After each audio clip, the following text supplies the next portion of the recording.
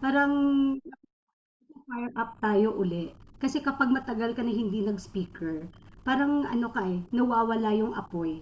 So, kailangan pala, dire-diretso yung trabaho, dire-diretso yung speakership mo para nape-pressure ako pero kailangan gawin pala yun para hindi mawala yung baga.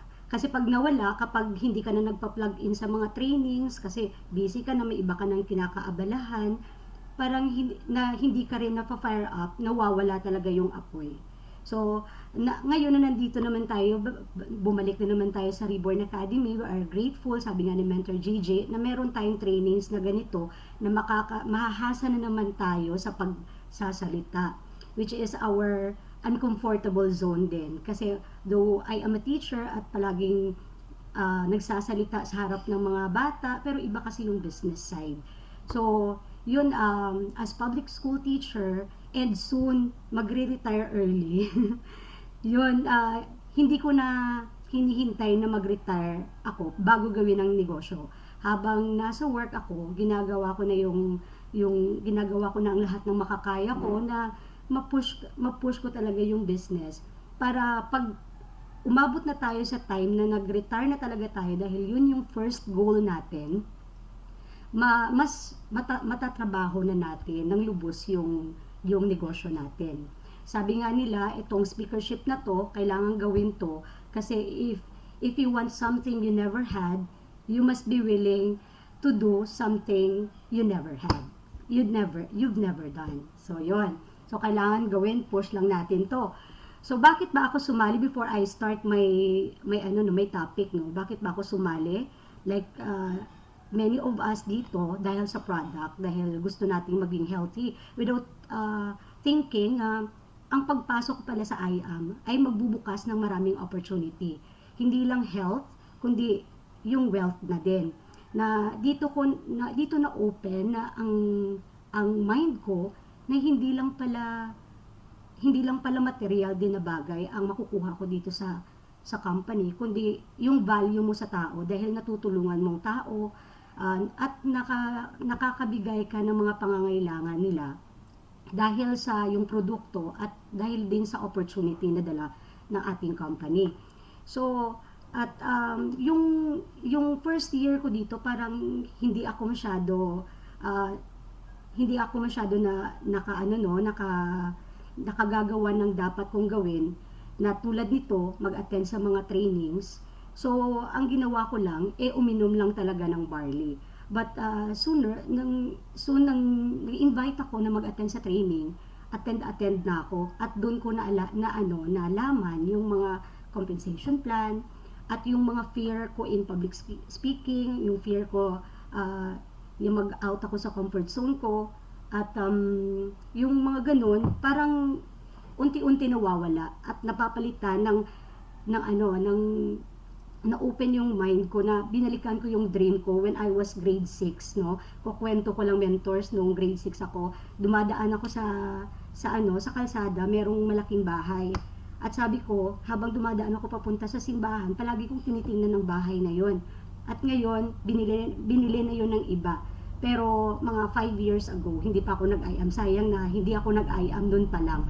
Pero nung palagi akong dumadaan doon, na-vision ko na talaga nung grade 6 pa lang ako na makakatira talaga ako sa malaking bahay, magkakaroon ako ng sasakyan at matutulungan ko yung mga kapamilya ko na magkaroon sila ng business or extra income. Parang yun na talaga na-vision ko. At nung na-realize ko na nandito na ako sa IAM na kaya pala yun yung vision ko noong grade 6 pa lang ako. Kasi yun talaga yung piniprepare ni Lord para sa akin. Kasi yung vision natin is the Lord's direction din sa kung ano ang piniprepare niya para sa atin, di ba? So, panghawakan natin yun. Let's just have faith na lahat ng mga visions natin makukuha natin dahil etong ating business na pinasukan na kung saan nandito tayo ay malaking negosyo. Hindi ito putyo-putyo, hindi ito maliit na business na dapat na ikakahiya natin o whatever. Kasi yung business natin ay napakalaking negosyo.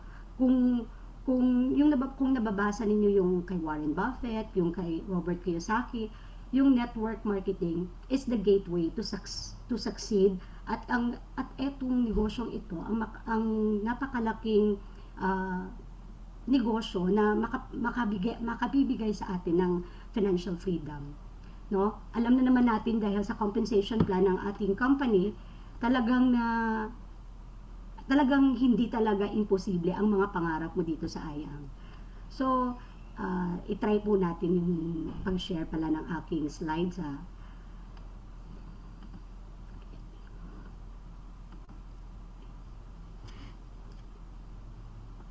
Nakikita na po ba, mentors? Yan. Okay, so ang topic ko po ngayon ay ang Manual 3.0 na napaka-importante sana sa mga bago nating mga kasamahan dito, mga bagong distributors natin na malaman kung ano ang kanilang dapat gawin upon starting the IAM Worldwide business. Kasi kami dito, nung magsimula kami, hindi rin namin na-atinan ito. So kulang talaga kapag hindi ka talaga nag-start sa ganitong training, kasi maraming maitutulong sa iyo ang Manual 3.0. So ginawa ito ni VP Aika para may guide tayo kung anong gagawin natin upon starting the business. Kasi halos nag-ano na lang, umiinom lang ng barley, hindi nila alam na marami pa palang dapat na matutunan. So eto yung short story lang, mentors, tungkol kay Ben at saka kay Alan. Etong si Ben, gumagamit siya ng electric saw or lagari na electric. Eto naman si Alan, gumagamit siya ng palakol. Kung titingnan mo, very high-tech na tong si Ben kasi ginagamit niya electric saw na mas mabilis sana yung gawain niya. Pero yung nangyari, tingnan nyo naman na mas maraming naputol na kahoy itong si Alan compare kay Ben. Yung ginagawa pala ni Alan, pagbili niya ng kanyang electric saw sa online, hindi niya binasa yung manual. Tapos yung ginawa niya, pinukol-pukol niya, pinaghampas-hampas niya ang kanyang ginagamit na electric saw sa punong kahoy. So hindi niya alam kung paano gawin. Pero eto namang si Alan, kahit palako lang ang gamit niya na tradisyonal, kada meron siyang oras, kung feeling niya pagod na siya, pumupunta siya sa likod. Tapos hinahasa niya yung kanyang palakol. Tapos balik na naman siya para pumutol na naman ng kahoy. So nagiging mabilis ang pagputol ni Alan ng kahoy. Yung moral ng story dito, yung si Alan, kapag meron siyang time, ginagawa niya sa productive na activity. Parang dito sa atin sa IAM, kung iambing natin, no, si Alan, hinahasa niya ang sarili niya, pinuputol, inahasa niya pala yung palakol niya. Kung sa atin sa IAM, inahasa natin yung sarili natin para mas maging well-equipped tayo. Like sa atin dito, ma-attend tayo sa mga trainings para mas marami tayong malaman na kung ano man ang ating kakaharapin, meron tayong panlaban, meron tayong parang sharpness na dala-dala para lahat ng mga gusto nating itapusin matatapos natin. So eto yung ginawa ni Alan. Naging wise siya sa paggamit ng kanyang oras, at kung ihambing natin dito sa ating sa ating company, kailangan talaga nating maging well equipped. So, paano natin gagawin yun? Kailangan tayo mag-attend sa mga trainings, at kailangan muna magbasa tayo ng mga manual o mag-attend muna tayo ng manual para alam natin kung ano ang unang-una nating gagawin kapag nagsimula tayo ng ating negosyo. So, you don't have to be great to start, but you have to start to be great. Common na sinasabi sa atin, no? Pero talaga totoo yun. Kasi kapag nag-i-invite tayo, yung sinasabi nila, hindi ako marunong yan, wala akong oras, hindi ko kaya ang gumamit ng mga internet, hindi ako techie. Maraming mga alibis, no? Pero yun, kailangan lang natin magsimula. And then pag nandiyan na tayo, kailangan lang natin pag-aralan. Kasi nung nga na nag-aaral pa tayo, 10 years tayong nag-aaral, wala tayong income. Pero dito, habang nag-aaral tayo, nagkakaroon tayo ng income. So, sabi ni Robert Kiyosaki, yung kailangan nating gawin, mas ma-improve natin yung ating sarili. Kasi, ah, mas magkaroon tayo ng mas magandang result kapag mas na-improve natin yung ating sarili. Work on your self more than you work on your job. Sabi nga. So, while may time tayo, attend tayo, and kailangan maging empty cup tayo. Huwag tayong maging AKNY or alam ko na yan. Kasi tayo no, na mga marami na tayong napagdaanan sa buhay. Minsan, close-minded na tayo, sinasabi na natin na lahat alam mo na. Lalo na yung mga tao na maraming nang na-join na ng mga network marketing. So, kadalasan, sinasabi nila, network, alam ko na yan. So, sabi nila ganun. Pero etong network marketing talaga, sa totoo lang, no, this is the best gateway sa mga negosyanteng tulad natin kasi hindi man tayo pa mabilis na nagkaka-result sa IAM kasi kulang yung oras din na binibigay natin, pero yung development natin dito sa pag-attend sa training nakakatulong kahit pumasok ka pa sa kung ano pang mga negosyo or ano, mas mahahasa talaga yung abilidad mo, especially kung nag-attend ka talaga, nagpa-plug in ka talaga sa mga trainings. Pero sa totoo lang, no, yung maganda sa ating negosyo, yung leverage natin. Kasi kung nagnegosyo ka pa ng iba, tulad halimbawa, meron kang mga paupahan. 'Di ba? Kung ako, like sa akin, no, may paupahan ako. Kung titingnan ko yung advantage ng I Am Worldwide sa aking paupahan, mas gugustuhin ko talaga yung I Am Worldwide. Kasi kung ano ka, kung nagpapaupa ka, marami kang aasikasuhin na mga problema din. Bawat isa kailangan mong i-attend, no? Pero dito sa I Am Worldwide, nagtutulungan kayo hindi ka lang ikaw lang ang nagtatrabaho. Nagtutulungan kayo, meron kayong mga nagmo-multiply yung oras ninyo. So, hindi lang yung isang araw mo ilalagak mo sa lahat, tapos lahat sila magtatrabaho, parang ano yung oras mo, namo-multiply mo yung oras mo dito, no? So, yun yung kagandahan. And then, kung gusto mo pa talaga na mag-leverage at maging maganda yung talaga yung grupo, lumaki yung grupo mo, kailangan mo magsimula, maging yes mentor attitude. Kahit medyo mahirap minsan sa trabaho, no, kailangan talagang bigyan mo talaga ng oras. Kung may goal ka, kailangan mo talagang mag-sacrifice ng mga bagay-bagay. Kailangan mag-yes ka kahit anong mangyari, no, para makuha mo rin yung goal mo sa ayan. Kailangan din sa natin yung good learning, listening, and lecturing attitude. So, GLLA. So, dito ba sa atin, sa amin kasi sa Bacolod, meron kaming mga trainings dito. Ma-attend din kami, but hindi pa masyado compare sa Manila na maraming mga activities doon nga everyday meron talaga. Dito sa amin, naka-schedule lang.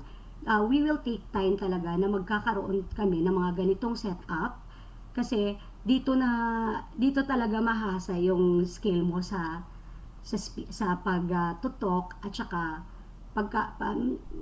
nakaka-lecture ka talaga. So, tayo ng mga nag-attend din, kailangan maganda ka makinig, tapos magtatanong ka kung hindi mo rin alam. Ayun. And kung gusto mo matutunan yung business natin, learn the business as fast as you can. Attend ng IBP, mag-training, mag-mentoring, basa-basa rin tayo ng mga leverage book. At kung may mga group chat na tayo na ginagawa, mag-interact tayo sa group chat kahit Amazing Morning. Yung Amazing Morning minsan nakakaligtaan pa rin. Pero ito talaga yung parang magiging habit mo na talaga pag every day, every morning pag gising mo, yung group chat mo, say Amazing Morning ka. At saka parang wish mo na rin yun sa team mo na magkakaroon ng magandang araw. Okay? So, are going to do next? Okay. Paki-type naman ng kung ano ang ano mo, ano ang goal mo dito? Ano ba talaga ang goal mo sa sa business natin? Car, house, big network, yung can you please type po sa chat room natin kung ano ba talaga yung main goal mo sa pagpasok. Let's participate naman po.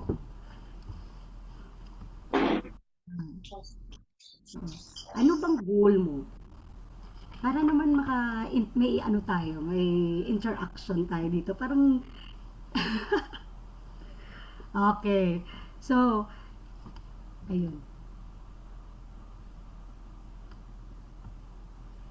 Ayan.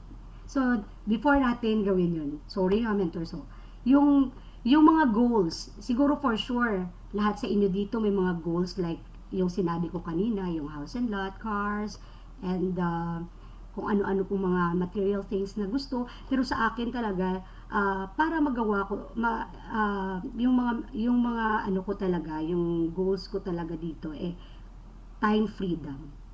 So, what are we going to do next para ma-achieve tong mga goal na to? Kailangan may goal tayo. We have to set goals. Every month, meron tayong short-term goal, meron tayong long-term goal. Bakit ba importante na mag-set tayo ng goal? Kasi ito nagbibigay sa atin ng direction. Tapos, every day kapag may goal tayo, na-excite tayo na gawin yon. Kasi kailangan nating trabahuin, kailangan natin actionan para maabot natin yung mga goals natin, short term man yun or long term. At ang goal natin ay nai-inspire tayo, nakaka-inspire tayo ng ating mga downlines na gawin din ang ating ginagawa. Like, yung sa akin, kung ako kung ma-achieve ko na yung ang time freedom, kung ma-achieve ko na yun, I'm sure maraming mai-inspire doon. At kahit eto talaga yung ginagawa natin, kahit konti yung oras mo, kapag minamaximize mo lang talaga, magkakaroon ka talaga ng result. So, yung result natin, yung mag-i-inspire pa sa downlines natin.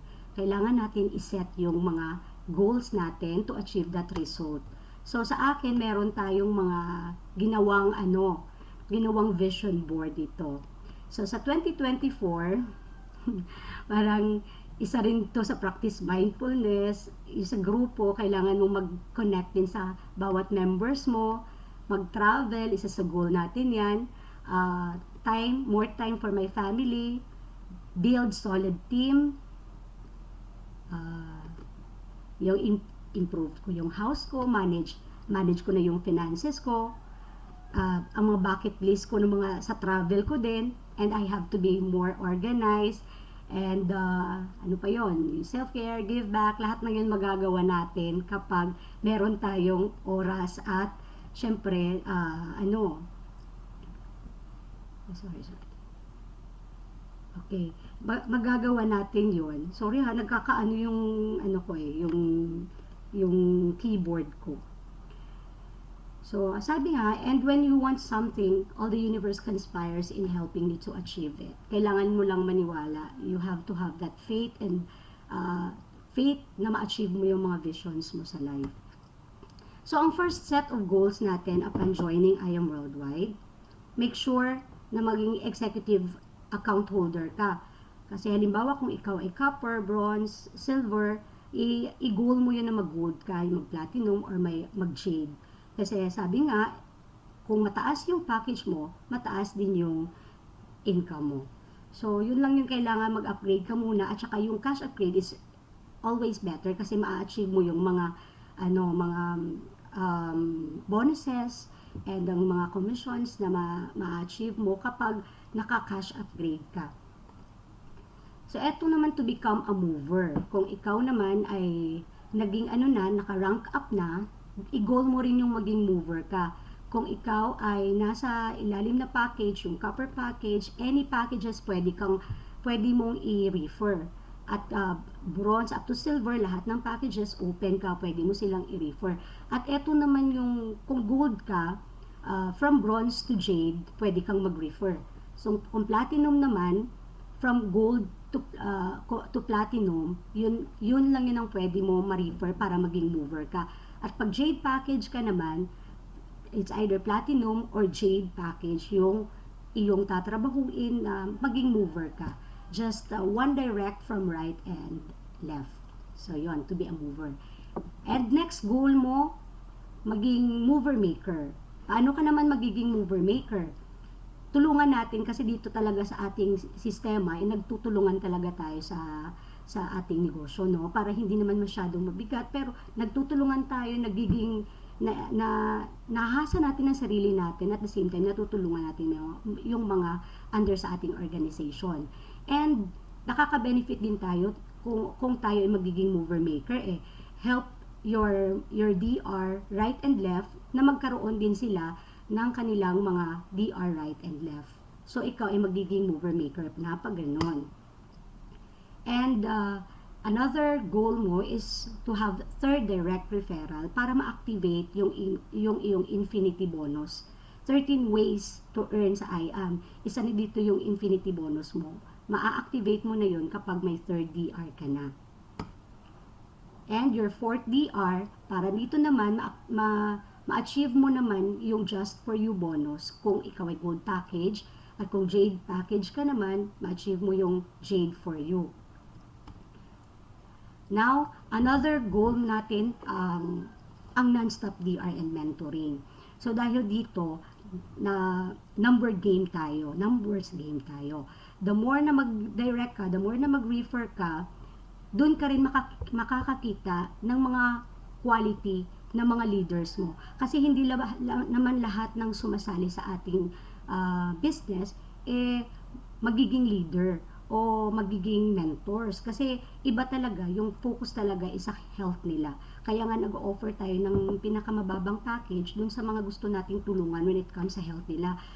Pero dito naman sa pagiging leader, kung hindi naman siya user lang at gusto niya talagang i-push through yung negosyo dahil nakita niya ang magandang compensation plan, then that's the time na makikita mo na talaga yung quality leader doon sa taong yon.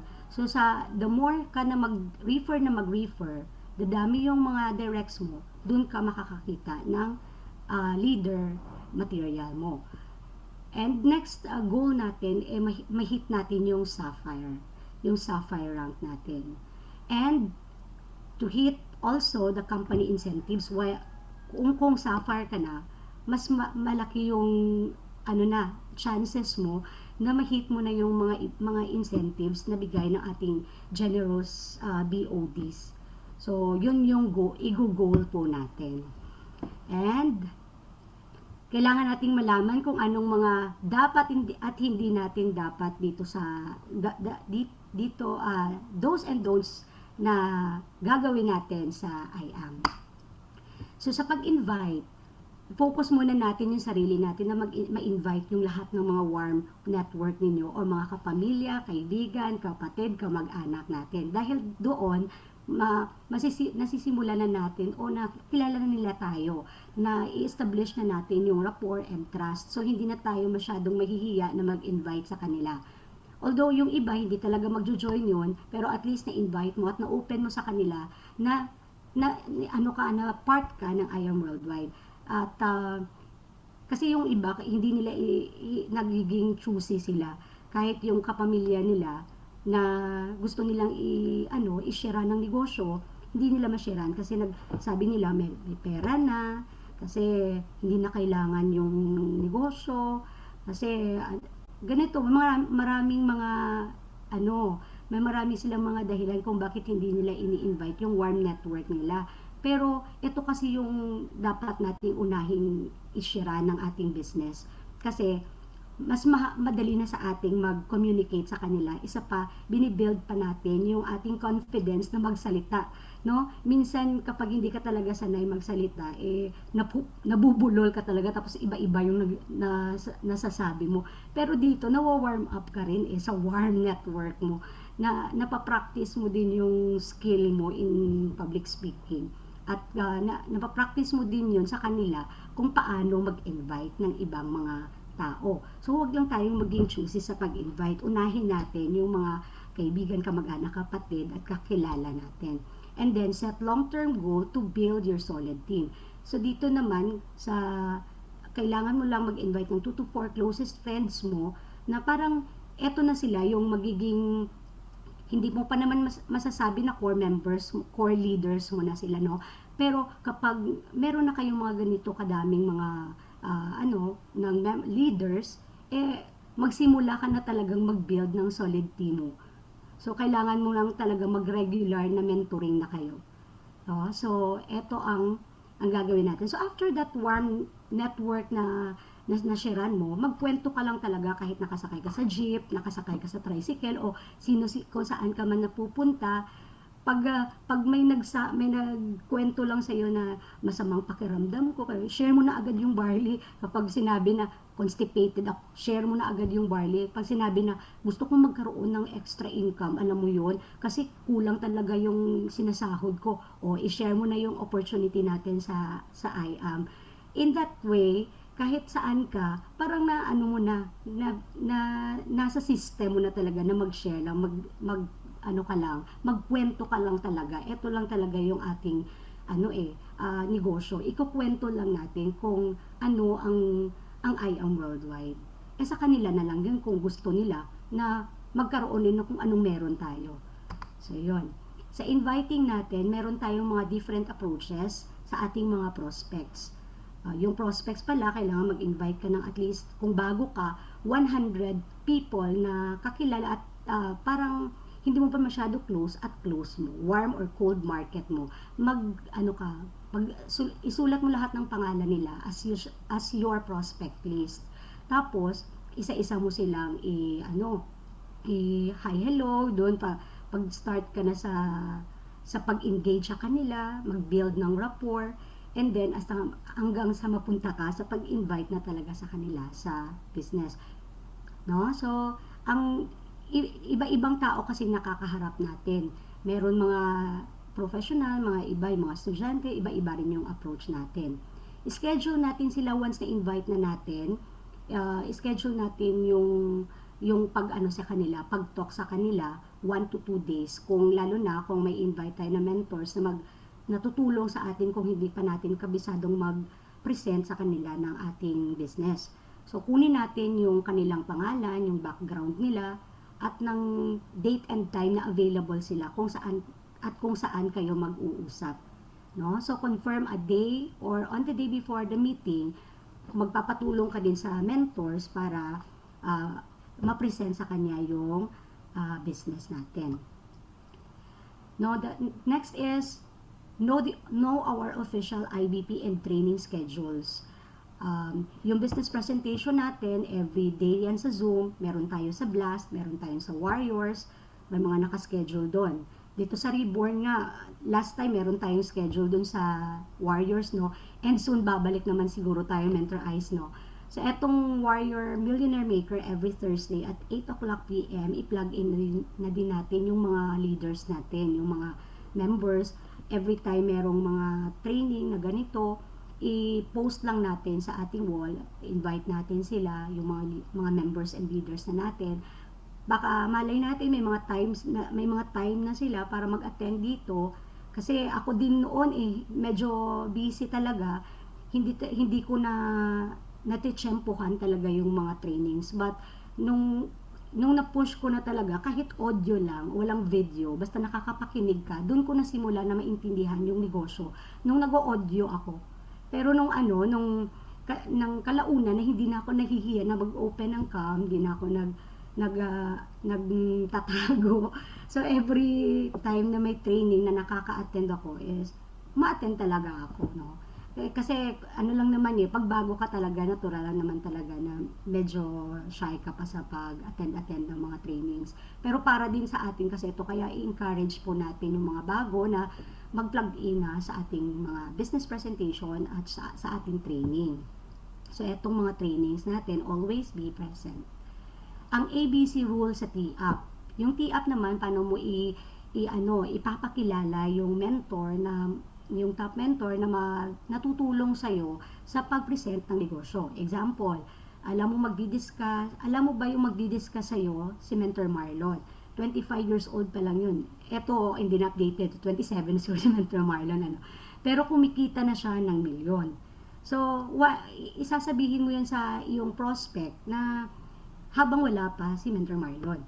Nung pag dumating na yung prospect mo, introduce mo na lang yun sa kanya, pangalan. Eto pala yung si Mentor Marlon, yung sinasabi ko sa iyo kanina. O, tapos yung gagawin mo. Ma'am, siya pala kinukwento ko kanina si Mentor Marlon. Then, hindi na masyadong, para hindi na masyadong maging scripted yung ginawa niya, no? Yung pagpapakilala sa kanya, ipakilala mo na agad. Then, wag mo daw, sa mga don'ts naman, di mo dapat gawin na i-tee up mo pa yung mentor mo na kaharap na ng iyong prospect. So, kailangan, wala pa siya. Tee up the prospect in front of your mentor. Hindi mo rin gagawin na sasabihin mo kay Mentor Marlon, alam mo Mentor Marlon, eto doktor to, eto marami tong mga sasakyan. Hindi mo na kailangan i-tee up yung prospect. No? I-tee up lang po natin yung ating top mentors na tutulong sa atin sa pag-present ng negosyo. So, yon. Make it short and simple. Sa pag-present naman, kung tayo ay naka-offline, set up home office, meron tayong table and paglalagyan ng ating desktop or laptop, tapos or cellphone, turn on your camera, always mute your microphone, be active din on chat, mag-engage din kayo, tapos kung may mga tinatanong yung speaker, answer or agree, mag-thumbs up or mag-heart, ganon. Tapos, listen and focus. Use the power of nodding habang nagpa-present. So, yon ang mga hindi naman natin dapat gawin habang nagtitraining, lalo na naka-on pa ang camera, ay humiga at kung ano-anong ginagawa. Tapos, bawal rin na kumain tayo habang nagpipresent. Bawal na paglawayin natin yung speaker habang nagtutok. Tapos, don't leave during the presentation. Huwag ka munang umalis, huwag munang i-off kung nagpa-present pa. If ever, may importante o mga ganun, mag-chat ka lang muna. Then, don't use your phone while your mentor is presenting. And don't ask questions while your mentor is presenting. Patapusin natin yon, and then kung may mga tanong, after that presentation, yun yung gagawin natin. Magtatanong tayo ng mga note down natin ng mga questions while listening sa ating mentors na nagpipresent. Sa closing naman, ito kasi yung critical part. So, kailangan magtulungan na dito yung nag-invite at yung mentor na ni-request mo na natutulong sa pag-present. Ang dapat gawin ay be confident.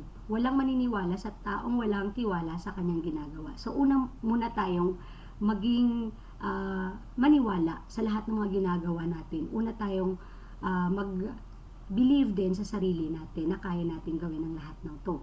So, you have the key to get their dreams. Kailangan ipakita mo sa kanila na ikaw yung magiging dahilan, magiging way para ma-achieve din nila yung goals nila sa life.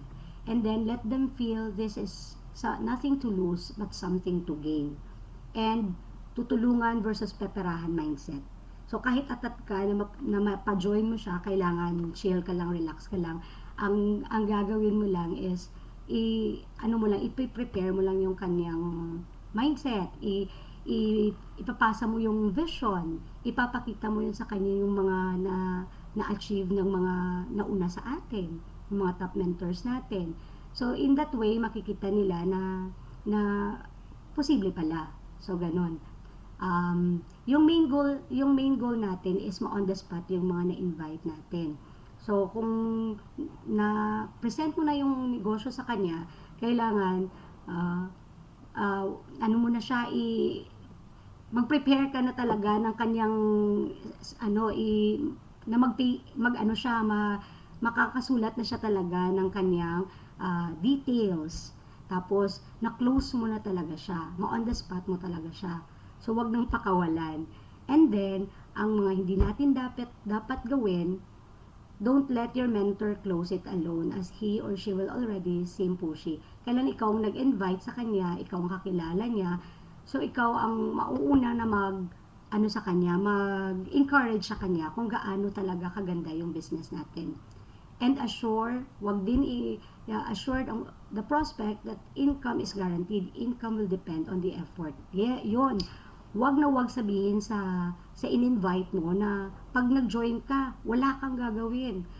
Maghihintay ka lang magkakaroon ka ng milyon dahil hindi talaga mangyayari yun.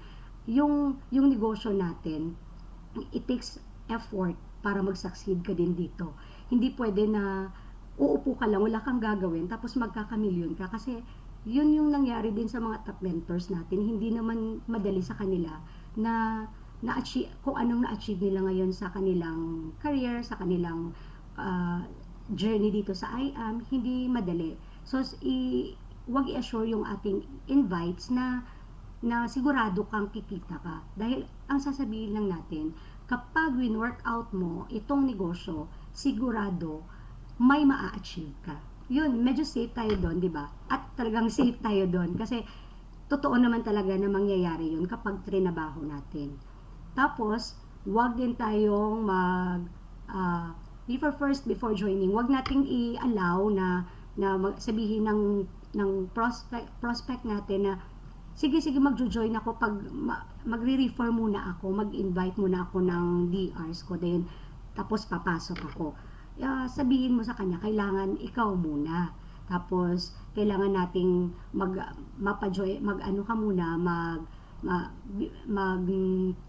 mag-join ka muna before ka mag-refer. Kasi hindi mo rin